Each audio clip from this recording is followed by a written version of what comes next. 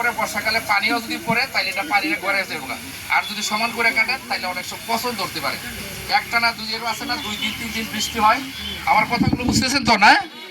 এটা তাইলে সেটা হলো তেসরা করে কাটবেন পুঁই শাকটা কাটার সময়, এটা খেয়াল রাখবেন। আর গুলা তো বাকিটা তো লাউ কুমড়া তো তেসরা করে কাটা দরকার নাই, লাউ পাকবে বাতি হবে বা কচি অবস্থায় খাইলান খান, সমস্যা নেই। কিন্তু পুঁই শাকের বেলা একটু খেয়াল রাখবেন, গাছটা তেসরা করে কাটবেন। 2 থেকে 3 দিন পর ওই যে পুঁই শাকের যে আশেপাশে জমিটা আছে এটার মধ্যে আবার একটু ইউরিয়া সার আর অন্যান্য সার যেগুলো আছে অল্প পরিমাণে মাটিতে একটু ছড়াই ছিটিয়ে দিবেন, তাইলে আরও পাতাগুলো আবার দেখবেন 1 সপ্তাহের ভিতরে আবার পাতা হয়ে গেছে গা। যে যত্ন করবেন, ছোটো বাচ্চারা যেমন ভালো খাওয়াইলে ছোটো দুষ্ট হয় মোটা কাটা হয়, পুঁই শাকটাকে একই অবস্থায়। শাকটা কাটার পরে 2 দিন পরে একটু ইউরিয়া সার, বিশেষ করে ইউরিয়া সারটাই বলবো, ইউরিয়া সারটা বেশি পরিমাণে দিবেন না, তাহলে পাতা কিন্তু পয়সাও যাইতে পারে আবার। যেহেতু পাতা গেলে পুঁই শাকের পাতা নরম থাকে, কচি থাকবে, সেই জন্য নিচ দিয়ে দিবেন, উপর দিয়ে ছড়ায় না, নিচ দিয়ে হাতে ছড়াই দিয়ে দিবেন, তাহলে মাটির মাঝে চলে যাবে গা। তাহলে দেখবেন 7 দিন পরেই আবার পাতাগুলো হয়ে যাব। যদি ওই জমির মধ্যে একটু রস কম থাকে তাহলে কি করবেন, তাহলে আপনাদের বাড়িতে যে পানি আছে হ্যান্ডটিউবলেই হোক বা বাড়ির আশেপাশে যদি পানি থাকে তো ছিটাই দিবেন, ঠিক আছে? ছিটাই দিবেন, তাহলে পুঁই শাকের ইয়াটা ভালো হবে। তো আমি আপনাদের যেটা বলছি যে 2টা জিনিস লক্ষ্য রাখতে হবে। বাচ্চা গেলে একটু মনোযোগ দিয়ে কথাটা শুনেন, এই কথাগুলো তো আর জানবেন না, আপনারা অনেক জানেন, জানার পরও আর জানার শেষ নাই দুনিয়াতে, ঠিক আছে? সেটা হলো যে আপনারা এই যে চারাগুলো লাগাইবেন, এই চারাগুলো যেন কম পক্ষে শতকরা 90 ভাগ গজায়। 90 ভাগ গজাইলে তো সবগুলো চারা ফল হবে, এই শাকগুলো খাইতে পারবো আমরা। সেই জন্য 2টা জিনিস লক্ষ্য রাখতে হবে, যে জমির মাটিগুলো যে কোবায় নরম টরম করবেন, সেই মাটিটা লাগানোর আগে আমি বলছি যে বিকালবেলা, সকালে নয় কিন্তু।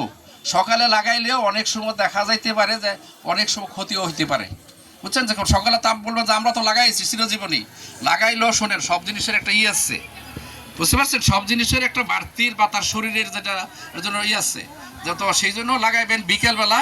আর যেই মাটিটা আপনি রেডি করলেন কোথাও তা কোবায়া নরম করে নেবেন, কোনো যেন এরকম দক্কা না থাকে, ঠিক আছে? মাটিটা দইরা দেখবেন যে না সুন্দর একদম জোর হয়ে গেছে গা, তখন সেই মাটিটা হাতের মাঝে আমরা ধরবেন, দইরা এইভাবে মুঠ করে ধরলেন, ধরার পরে হাতটা ছাইরা দেন খুললা। তারপরে যদি দেখেন যে মাটিটা খুললে পড়ে দিতেছে গা ভাঙ্গা, তাহলে ধরে নিবেন যে মাটির মাঝে রস কম আছে, বুঝাইতে পারছি? যদি হাতেতে আমরা দৈরান মাটিটা নিলেন, জমি থেকে মাটি নিলেন, একটু কষায় ধরলেন, পিঠার মতন ধরলেন, দইরা হাতটা আস্তে আস্তে খোলেন, খোলার পরে যদি মাটিগুলা ভাইয়া যায়, এই ভাবি শুনছেন? আমরা তো সামনে আছেন, কি বলছি শুনছেন? কি শুনছেন? কিচ্ছু শোনা নাই, কথাটা শুনে যান। একটু নিজের পরীক্ষা তো অনেক যারা আছে, এটা একটু সামনে বসেন, কথাটা শোনেন, কিছু মনে করেন না প্লিজ। হ্যাঁ, আমি কয়েকটা উপরে কথাই বলবো একটু, ঠিক আছে? শুনে নেন। এই মাটিটা যদি মনে করেন এইভাবে ধরলেন, জমিতে নিয়ে মাঠে ধরলেন, চিপদা ধরলেন, দইরা একটা মুঠ দিলে একটা মাটিতে চাপবে না, তারপর হাতটা আস্তে করে খোলেন, দেখবেন এই মাটিটা যদি মনে করেন ছাইড়ে দিচ্ছে, মানে দেখছে ছাইড়ে দেওয়ার পরে বুঝতেছে না যে মাটি ফাইটা গেছে গা, তাইলে মনে করবেন মাটিতে রসটা কম আছে।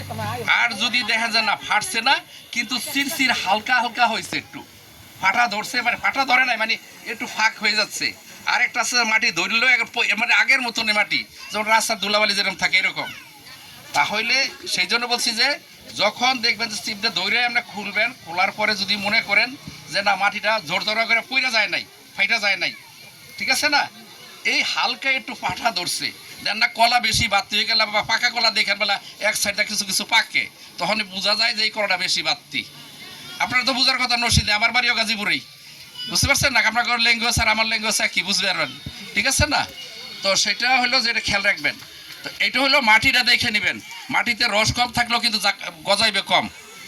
আপনি সব কিছু নিলেন কিন্তু গজানোর জন্য, সেই জন্য আগের দিন যদি মনে করেন 2-3 দিন যাবত 1 সপ্তাহ কোনো বৃষ্টি না হয়, তাহলে আগের থেকে ঠিক আছে কিছু মাটির মাঝে পানি টানি দিয়ে রাখেন, ঠিক আছে? এটা খেয়াল রাখবেন।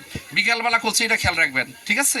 ওই যে সেও একটা কথা বলছে যে এই চারাগুলো যেখানে লাগাবেন বিশেষ করে 3-4 দিন একটু লক্ষ্য রাখবেন যে চারাগুলো একটু বড় হওয়া না পর্যন্ত মুরগি যেন খোসায় টোসায় আবার চারাগুলো নষ্ট না করে।